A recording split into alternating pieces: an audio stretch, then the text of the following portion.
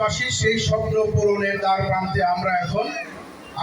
আমরা যে দীর্ঘ 12টি বছর আমরা যারা স্বপ্ন দেখেছি এই দৌলতপুরবাসীর সেই মনের চাহিদা অনুযায়ী যে পছন্দের ব্যক্তিত্ব, সে আর কেউ নয়, আমার দৌলতপুরের কৃতি সন্তান, আমাদের সকলের প্রিয় ব্যক্তি এস.এম. জাহিদ ভাই আমাদের মাঝে এমপি হয়ে এসেছেন সেই স্বপ্ন পূরণের দ্বার প্রান্তে।